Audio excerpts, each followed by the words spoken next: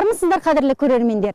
Саяхат бағдарламасының кезекті хабары 1931 жылы құрылған Қазақстандағы алғашқы қорықтардың бірі Алматы мемлекеттік табиғи қорығына арналады. Алматы қорығы Асқаралы Алатау өңірінің інжу маржаны. Қорықтың тарихы тереңде жатыр. Ол 1931 жылы мамырдың 15-інде көлемі 15 мың гектар кіші Алматы қорығы болып құрылған. Араға 4 жыл салып, көлемі 40 мың гектарға, сонан соң 800 мыңнан аса гектарға кеңейіп, Алматы қорығы деп аталды. 1939 жылы қорық территориясының жекелеген бөлімдері әртүрлі ұйымдарға берілді. Ал 1951 жылы қорық жұмысы тоқтатылды. 10 жылдан кейін Қазақ ССР министрлер кеңесінің шілденің 31-дегі 524 қаулысына орай Шелек, Табанқарағай және Таушелек ормандарының орнына қорық қайта құрылды. Қазіргі кезде қорықтың көлемі 71.700 гектар. Қорықтың құрылуының негізгі мақсаты ата-бабадан мәңгілік мұра болып қалған табиғатты қаз-қалпында сақтап, келер ұрпаққа табыс ету. 1997 жылы тамыздың 6-сында ерекше қорғалатын табиғи аумақтар туралы Қазақстан Республикасының заңы қабылданғаны мәлім. Алматы қорығының жұмысы күзет, ғылыми ақпарат және мониторинг, экологиялық ағарту секілді салалардан тұрады. Ұжымда 42 қызметкер бар. Олардың 24-і қорғау қызметінде, 6-ы ғылыми бөлімде, 4 қызметкер экологиялық ағарту саласында, 4-і есеп қызметінде. Сондай-ақ бір қызметкер заң саласы бойынша жұмыс атқаруда. Экологиялық ағарту бөлімі оқушылар мен студенттер арасында семинарлар мен дөңгелек столдар өткізуді дәстүрге айналдырған. 2007 жылдың сәуір айында 11-ші рет өткізілген бүкіл дүниежүзілік бақтар шеруі 2007 акциясында Алматы мемлекеттік табиғи қорығы республика бойынша 3-ші орынға ие болды. 20-30 жыл көлемінде тоқтап қалған ғылыми жұмыстардың жарыққа шығуы соңғы 2 жылдың айналасында оң нәтижесін бере бастаған. Қорық ғылыми кеңесінің шешімімен Алматы мемлекеттік табиғи қорығы деген кітапшамыз шықты. Ол кітапшада Алматы мемлекеттік табиғи қорығының бүгінгі күнгі тыныс тіршілігі мен онда кездесетін сирек аңдар мен өсімдіктер толық қамтылған. Бұл жаңылдегі экологиялық тәлім тәрбие берудегі басты құрал кітапшамыз болып есептеледі. Одан кейін осы 2006 жылы біздің қорықтың ғылыми қызметкерлерінің көп жылдар, яғни 36 жылдар бойы зерттеп, тәрбиелеп, жазып келген еңбектерін Алматы мемлекеттік табиғи қорығының өсімдіктер және жануарлар әлемі деген ғылыми кітабымыздың 3-ші томы шықты. Алматы қорығы талғар және есік деп аталатын 2 бөлімшеден тұрады. Орта, оң және сол талғар болып 3 тармаққа бөлінген өзен бойындағы бөлімше 40 мың гектардан асса, есік аумағының жер көлемі 31 мың гектар.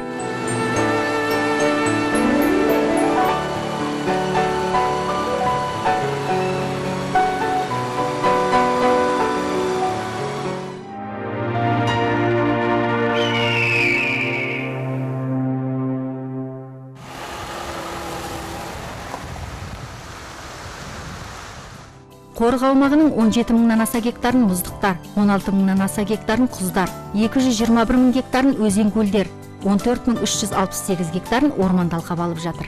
Ең ірі мұзкөл Есік өзенінің жоғарғы жағында теңіз деңгейінен 3600 метр биіктікте орналасқан. Қыс маусымында мұзкөлге жету қиынға соғады. Барлық өзендер мен көлдер негізгі су қорын қорықтағы көп мұздықтардан алады. Жотаның солтүстік жағының өзінде олардың саны 113-ке жуық. Ең ірісі Шоқал мұздығы. Есік көліне келіп құятын ұзындығы 27 метрдей болатын Есік өзені де бастауын тау шыңынан алады.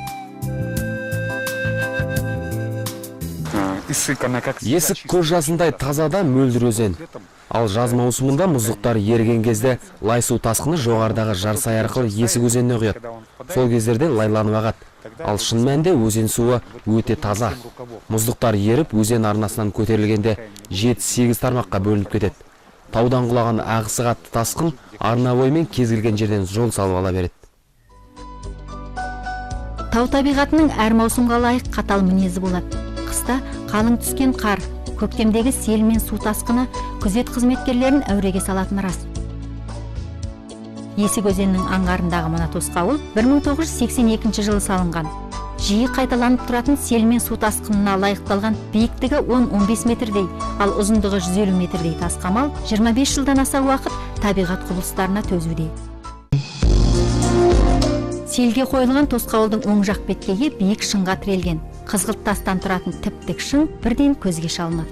Көріп тұрған шыңымыздың биіктігі қанша метр? Бұл биіктігі бұл шыңның 130 метр. Бұрын кеңес уақытысында осы шыңға келіп, әлгені тастауыр мөлейтұғын жарысты сол жерден өткізеді. Қазір мына қорық қолқауыздар соған тыйым салынды. Одан бері қазір міне мұнда Қалай деп аталады дедіңіз бұл шың? Кремлевский қабырғасы дейміз. Кремль қабырғасы. Не себепті олай деп аталды екен? Бұл сол ұқсап тұрғаннан кейін сол қабырғасы. Соны аталып кеткен, елдің атағаны ғой. Аға инспектордың айтуынша есік бөлімшесіндегі тамылжып тұрған табиғатты тамашалайтын уақыт көктем мен жаз мезгілі екен. Алайда әр маусымның өзіне ғана тән әсемдігі болады. Есік аңғарындағы қар жапқан тау бөктерлері мен қарағай шыршалар көз сүйсіндіреді. Күн сайын осындай сұлулыққа тәнті болып, табиғатпен етене жақын жүрген инспекторлар өз қызметі жайлы былайша әңгімелейді. Мен ғафотын 812 гектарды алып жатыр. Күнделікті осы саймен жүріп аралаймыз, төбеге шыға алмаймыз. Қар жатыр, қар көшкіндері болып жатыр. Жалпы мен ғафотында күнделікті көргенімізді күнделікті жазамыз. Күнделікке жазып, оны нелерге тапсырамыз, не көргендерімізді. Елік, марал, теке болады, аю, куница дейді, горностай дейді, бәрі бар. Мен жұмысым болашаққа осыны қалдыру. Осыны күзетіп, бала-шағамыз бәрі көрсе екен деп ойлаймын.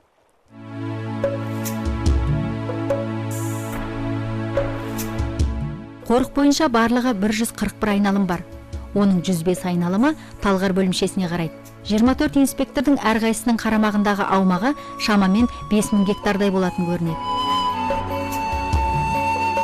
Бақылау бекет кезекші Мұстафа Қанат Мұңлап. Бақылау қалпынша бәрі тыныштық ойдағыдай. Талғар бөлімшесі күзет бекетіндегі инспекторлар тәуліктік ауысыммен жұмыс атқарады, ал қалған уақытта аумақтарын аралап бақылайды. Ерекше қорғалатын аймақ болғандықтан мұнда бейсауыт адамдар мен көліктер жіберілмейді. Кезінде тау бөктеріне салынған сейсмологиялық зерттеу орталығы мекемесінің ғимараты мен зағиптар қоғамының демалыс үйі кейін қорық аумағы болғанда да осы арада қалып қойыпты. Тек сол мекемелердің қызметкерлерінің ғана бекеттен өтуге арнайы рұқсаттары бар. Талғар бөлімшесінде инспектор болып істегеніме 8 жылдан асты. Бұл жұмыста өзінің қызықты жерлері көп. Инспекторлар кезекшілікте болмайды. Олар өзінің күнделікті көргендерін күнделігіне жазып, өнен кейін пин-анкета бар, соларға толтырып, әртүрлі өздеріне берілген жұмыстармен айланысып жатады. Мысалы, бүгін елік көрсе, елік көрдім дейді, соның бәрін түгел есепке алынып отырады ғой. Бекеттен өткен бойда оң қапталыңызда орнатылған тақтайшалардағы түрлі түсті суреттер назарыңызға ілінеді. Одан сиреп бара жатқан аң құстар мен өсімдіктер жайлы мағлұмат алуға болады. Бұл да қорық қызметкерлерінің жасаған жұмыстарының жемісі. Алматы қорығының аумағында барлығы 14 кордон бар. Олардың көпшілігі 70 жылдары салынған. Бұлар қазірде инспекторлардың отбасылары үшін жайлы қоныс болуда. Кордондардың көпшілігінде 2 немесе 3 отбасыдан тұрады. Ерғайып Тұрсынбаевтың да осы салада қызмет атқарып жүргеніне біраз уақыт болыпты. Инспекторлардың арасындағы ақсақалы саналатын күзет қызметкерін әріптестері келер жылы құрметті демалысқа шығарып салмақшы. Тауға шығатын бізде служебный аттар бар. Жаздым өлі мотоцикл жаңадан берілген, 2 жыл 3 жыл болды. Сонымен айналымда боламыз. Аттар жем жөппен қамтамасыз етіледі, жазда түсіп берді, жемен береді. Кордонға қыстың күзге десін 2 тонн 3 тонна көмір береді. Кордонымыз 70 жылдан бері үшілде болған, осы 2 жыл болды, күрделі ремонттан өтіп, бәрін жөндеп берді. Бізде осы кордонда 3 метрамыз. Осылайша оң талғар айналымының жұмысымен танысқан соң, осында мекендейтін аң құстарды көріп қалармыз деген ниетпен Шатқал қойнауына қарай бет алдық. Қалың жауған қардың астында мұз қатып қалғандықтан көліктер тайғанап әзер жүріп келеді. Инспекторлардың бірі Талғар өзенінің бойындағы жотадан жусап жатқан еліктерді байқап қалды. Таптыңыз ба жалпақтасын? Көрдім жалпақтасын. Жалпақтасын жоғар жағында бір елік оңға қарай, біреуісі оңға қарай жүріп барады, екінші сүйре тұр. Өздері сары түсті, жермен Топырақпен бірдей, бірақ біреу жүріп кетті. Тастың арасына кіріп. Көрдіңіз ба? Неге кіріп жатыр? Ағаштар ішіне кіріп жатыр. Жыл маусымына қарай түсі құбылып тұратын аңды тау бөктерінен аңғару қиынға соққанмен, қорық қызметкерлерінің қырағы көзі оларды бірден байқады. Еліктер таң сәріде және бесін ауағана жайлауға шығатын көрінеді. Қорық жануарлар мен құстарға бай. Мұнда 39 түрлі аң, 177 құс түрі кездеседі. Қазақстан бойынша қазіргі уақытта 57 құстар қызыл кітапқа енгізілген. Соның арасында 12 түрі бізде кездеседі осы жерде. Атайтын болсақ, соның арасында бүркіт дейтін құс бар, құмай дейтін құс, сақалтай, бидайық дейтін сондай жыртқыш құстар. Осындай судың бойында жүретін тағы да бір қызыл кітапқа енгізілген орақ тұмсық дейтін құс бар. Өздеріңіз естіген шығарсыз, көк құс дейді. Көк құсты қызыл кітапқа енгізілген осы судың бойына ұяларын салады. Сол Талғар өзенінің жағалауындағы инспекторлар тұратын кордондар бір-біріне жақын салынған. Тау шатқалдары қоршап тұрған осындай кордонның біріне аялдадық. Мұнда екі отбасы қоныстаныпты.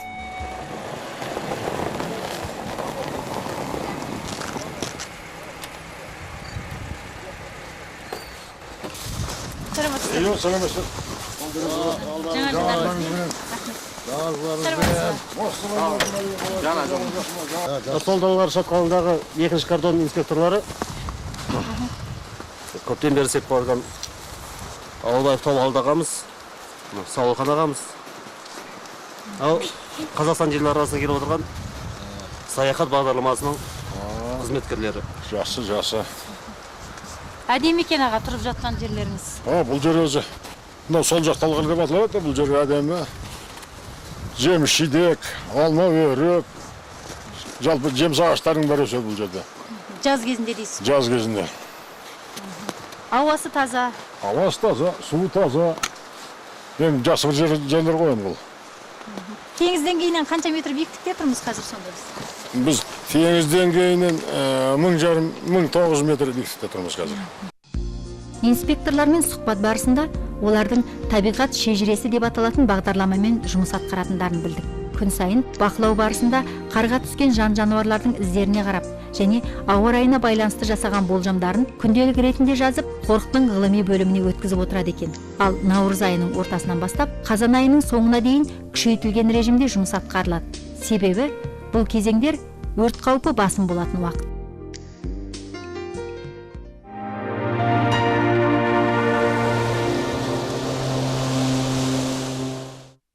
Шыршалы орман, бұл аймақта енді шанша нақта аю кездесетіне танағы ақ болып келеді. Бұл аю жазда жеміс жидектерді жеп, қыста ұйқыға кетеді екенде, күзде, көктемде оянған кезде құмырсқаның үйлерін бұзып жейді екен. Мына жерде тоқылдақ, бұл табиғаттың тазалықшысы деп аталады тоқылдақ. Бұл күніне 500 рет тоқылдатып ағаштың діңіндегі жәндіктерді ұстап алып жейді екен. Алматы қорығында 1967 жылдан бастап табиғат мұражайы жұмыс атқарады. Бұл Қазақстан бойынша қорықтарда құрылған мұражайлардың ең көрнектісі. Мұндағы жәдігерлердің саны 3000-нан асады. Оның 400-ден астамы жан-жануарлар, 800-ге жуығы құстар, 200-дейі жәндіктер, ал 200-ден астамы өсімдіктер. Мұражай Алматы қаласы мен облысынан келетін демалушылар мен Талғар қаласының тұрғындарына қызмет көрсетеді. Сондай-ақ бұл жерде мектеп оқушылары мен студенттер, шетелдік қонақтар да өздеріне қажетті мағлұматтарын алады. Бұл экспонаттардың барлығы осы жерге қойған сол 1967 жылдан бері қойылып отыр. Біз ай сайын бұларға дәрілеп, сақтап, тазартып отырамыз, өйткені көптеген экспонаттар бұзылса, біз оны өзімізден толықтырып ала алмаймыз. Біз оны Орман және аңшылық шаруашылық комитетінің рұқсатымен 1-2-3 қана экспонат бұзылатын болса, соларды ауыстыруға рұқсат қағазымен алып, арнайы одан кейін ғылыми зерттеу бөлімі арқылы, оның ішінде жаңағы сүлбі жасайтын арнайы адам болу керек, солар арқылы жасалынады. Мұражайдағы әрбір жәдігердің өзіндік орны бар. 40 жылдан астам уақыт әрқайсының құндылығын жоғалтпай тұруы мұражай қызметкерлерінің күтіп баптауының нәтижесі. Апай, мынау қандай құс? Мынау біздегі қаршыға деген құс, бұл жыртқыш құсқа жатады екен. Бұның өзі батыл құс, ағаштың ішінен жемтігін кездестірген бойда, сол көп бұтаның ішінен болса да ұстап алып жейді екен. Өзінің дөңгеленген қанаты ұшуға жақсы бейімделген құс. Мұражайды аралай жүре, өзіңізге беймәлім табиғаттың талай тылсым сырларына қанығасыз. Мұнда сирек кездесетін өсімдіктердің алматы доланасы, кеш қызғалдақ, сиверс алмас секілді түрлерінен мағлұматтар берілген. Әлемге әйгілі Алматы порты осы сиверс алмасымен будандастырылудан пайда болғандығы ғылыми дәлелденген. Сондай-ақ дәрілік шөптер мен улы өсімдіктер жайлы да осы жерден тереңірек біле аласыз. Жан-жануарлар дүниесі де өзіндік ерекшелігімен қызықтырып әкетеді. Мұнда қызыл кітапқа енген бірнеше аң-құстардың түрі кездеседі. Мысалы, таутекенің жасын мүйізіндегі мынандай сызықшаларын санау арқылы білуге болады екен. Текенің мүйізі ұзын үйретілген болса, ешкісінің мүйізі қысқа болатын көрінеді. Ал жыртқышаң қабанның аталығының азу тістері ірі 2-3 сантиметрге дейін жетсе, аналық қабанның азу тісі кішірек болады екен. Табиғаттағы әрбір тіршілік иесінің өзіндік құпиясы болады. Халық арасында әупілдек деген атпен белгілі құс бар. Көбінесе оны көлбұқа деп атайды. Себебі дауысы бұқаның өкіргеніне ұқсас болып келеді.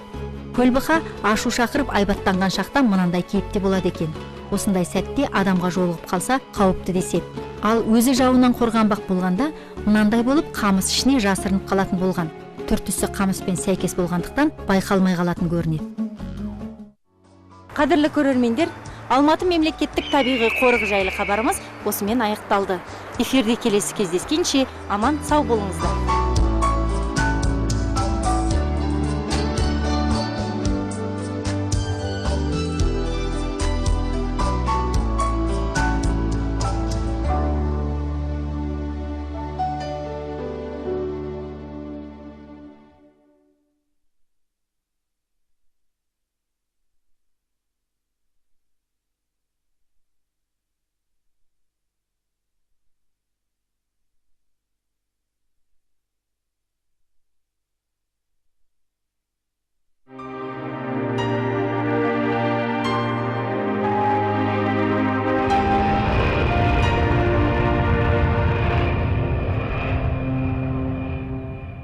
Армысыздар, Қазақстан ұлттық арнасының көрермендері. Саяхат бағдарламасының шығармашылық тобы Оңтүстік Қазақстан облысы Түлкібас ауданында. Биылғы қыс маусымының оңтүстік өңірде ерекше қатал мінез көрсетіп тұрғандығы мәлім. Аймақта қар қалың. Сондықтан да біз кезекті хабарымызды түсіру үшін мынандай тұлпардың көмегіне сүйенетін боламыз.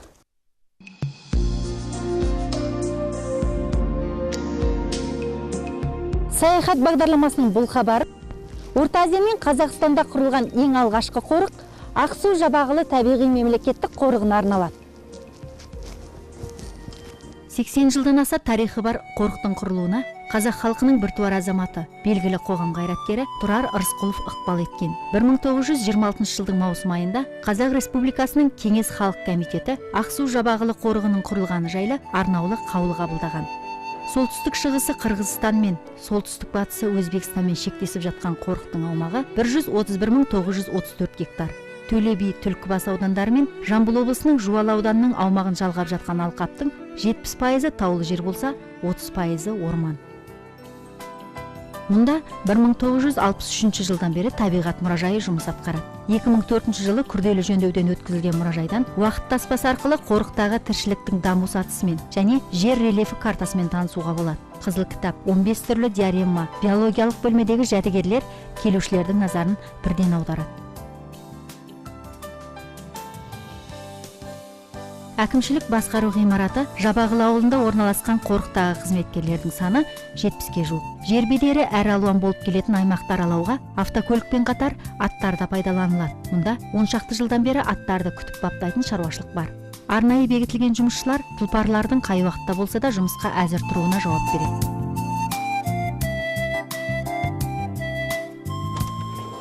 Түлкібас ауданының құрметті азаматы, аудандық мәслихаттың депутаты, құрмет белгісі және құрмет ордендерінің иегері Айтбек Меңібеков 8 жылдан аса уақыт қорық жұмысына басшылық жасап келеді. Қорықта біздің жалпы қору қызметкерлерінің, экология ағылту қызметкерлерінің еңбегінің жемісін біз қазір көріп жатырмыз. Өйткені біздің қорықтың төңірегінде орналасқан елді мекендердің қорыққа жанашырлы, оған сол келешек ұрпаққа осы қорықты сол баз қалпында қалдыруға өте үлкен көңіл бөліп, түсініктері молайды. Жалпы менің ойымша осы халық табиғатты баз қалпында сақтап, жалпы табиғатты қорғап, біздің осы экологиямызды дұрыстауды халық түсінген сияқты.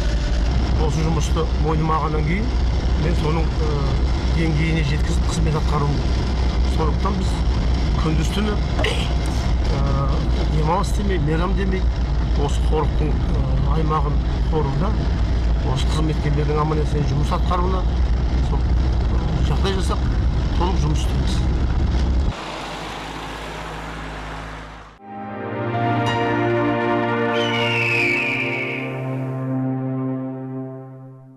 Қалдыбек Бекпенбетов инженер-метеоролог. Осы салада жүргеніне 10 шақты жылдан асқан маманның қызметі тек қорыққа ғана емес, жалпы өлкенің тұрғындары үшін маңызды. Метеорологиялық будкада 3 түрлі сынап бағанасы орнатылған. Олар түнгі, күндізгі ең жоғарғы температураларды және жедел түрдегі температураны көрсетеді. Күніне 3 мәрте таңғы сағат 9-да, күндізгі 3-те және кешкі сағат 9-да алынып тұратын мәліметтер аймақтағы ауа райын болжап бере алады. Биыл Түлкібас жеріндегі қыс жылдағыдан өзгеше.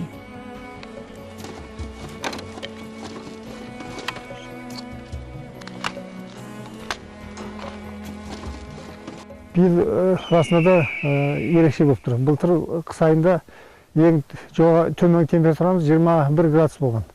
Биыл 26 градусқа жетті. Мүмкін аяз жиі болды. Биыл қатты желге байланысты мынау қарды әр жерге үйіп биіктетіп жатыр да, болмаса мынау рекемізге байланысты қарайтын болса, қазір 35 сантиметр болып тұр. Тауда енді бірден асады, әр жер әртүрлі, бірақ соның орташа биіктігін аламыз. Осындай тексеру құралдары Жабағылы және Балдарбек аумақтарында да орнатылған. Солар арқылы қардың тығыздығы мен қалыңдығы тексеріліп, еритін қардың мөлшеріне де алдын ала болжам жасалынады.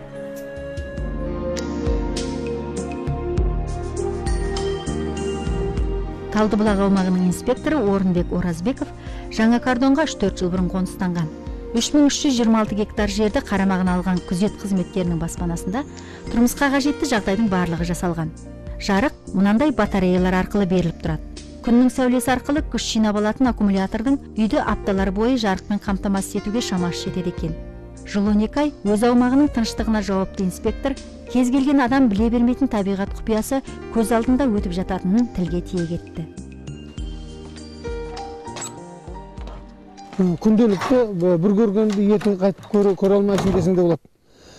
Табиғаттың құбылышы, қалай жаңағы фенонаблюдение дегеніміз бар біздің. Өсімдіктердің қалай өніп, гүлдеп, оның жемісін көріп, оның жемісі төгіліп, ұрықшақ шығып жатқанын бәрін біз бақылап отырамыз. Жануарлардың да өзіндік ережелері, қағидалары бар.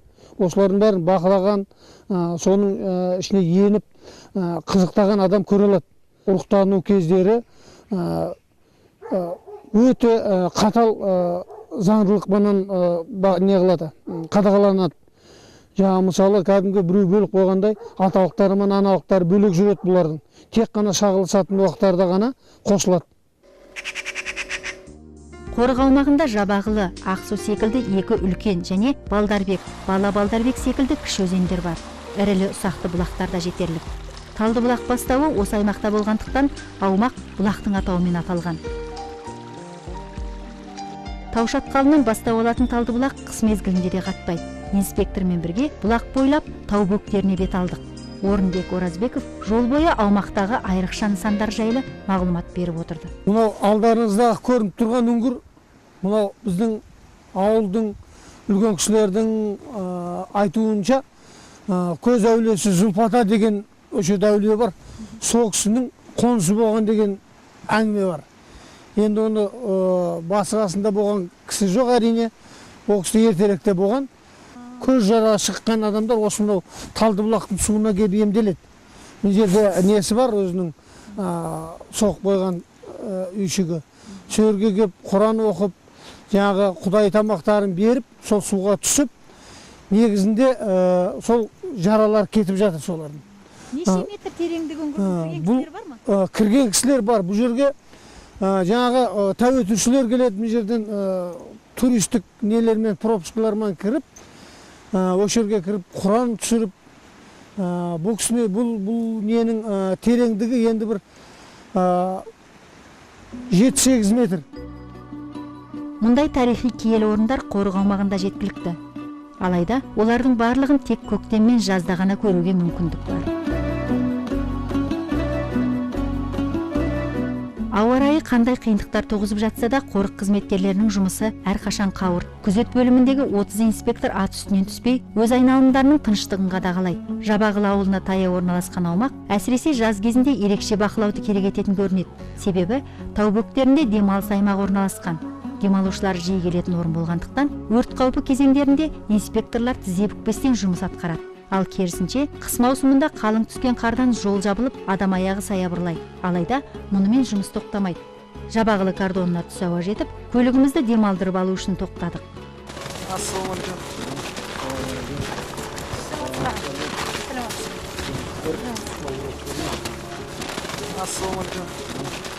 Біз қазір 11.400 гектар аумақты алып жатқан Жабағылы айналымына келіп жеттік. Айналым теңіз деңгейінен 1400 метр биіктікте орналасқан. Бұл жердегі қардың қалыңдығы тау етегімен салыстырғанда 1,5-2 метр дейді. Әкелі балалы Сабыр мен Бауыржан Жүнісбаевтардың қарамағындағы Жабағылы аумағынан ауыл тау етегі алақандағыдай көрінеді. Аппақ қар жапқан аймақ ерекше сұлу. Түс ауа күн суытып, аяз күшейе түсті. Бетке алған нысанымызға жету үшін сапарымызды жалғастырдық. Шыңылтыр аяз бет қаратпайды. Қорық қызметкерлері бір күн бұрын қалың қарды жарып, арнайы салып кеткен жол бізді Кіші Қайыңды аймағына бастады. Ол жер негізінен ғылыми жұмыстар жүргізілетін орын.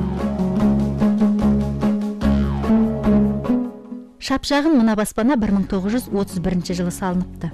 Қорықтың негізі қаланғаннан бастап жүргізілген ғылыми зерттеу жұмыстарының басым көпшілігі осы үйде бастау алған. Бүгінге дейін ғылыми бөлімдегі 10 қызметкер әр маусымда осында келіп зерттеу жұмыстарын жүргізеді. Өңірдің тыныштығына үйреніп қалған аңқұстар кей уақытта осы үйдің жанына дейін келіп, жабайы жемістер мен адамдардан қалған тамақ қалдықтарын теріп жейді екен. Тәттіге құмар қоңыр аю алмағаштарының жемісін үзбек болып, ағаш бұтақтарын сындырып кететін көрінеді. Біздің қорықтан мекендейтін ашатұяқты аңдарды ата кететін болсақ, олар марал, арқар, тауешкі киелік және қабан. Енді оның ішінде қызыл кітапқа еніп жөліп кету қаупінде тұрған аңдар ол арқар, тікелей айтқанда. Сосын басқа жыртқыш аңдарды да ата кететін болсақ, тау қарбарысы, тянь-шань қоңыр аюы, ақтырнақты, Түркістан ірісі, сілеусін. Оларды осы жақын маңайдан көруге болады, бірақ бүгін дәл қазір ауа райының тұманданып, қолайсыз болуына байланысты көре алмай жатырмыз. Ал жалпылай келгенде оларды бәрін топталып жүретін кездерін жақын жерден тамашалап көру үшін мысалы көктемде көруге болады. Өйткені мына тіршіліктің нағыз ойнатын уақыты, сол кезде аңдарды қалаған жерден көре беруге болады қорықтың. Ел аузынан ұлар тауға бардың ба, ұлар етін жедің бе деген тіркесті жиі естиміз. Сол ұлар таудың шыңы осы жерден айқын көрініп тұр. Аймақтың көркемдігіне көз тоймайды.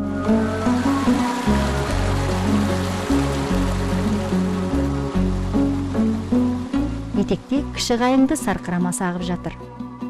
Көз ұшында қабандар жайылып жүргенін байқадық. Үйірінен бөлініп қалған тау ешкі де бізден үркпестен бөктерге көтеріліп бара жатты. көптеген құпияны қойнауына жасырып тұрған кіші қайыңдыдағы бір күн бізге ерекше әсер қалдырды.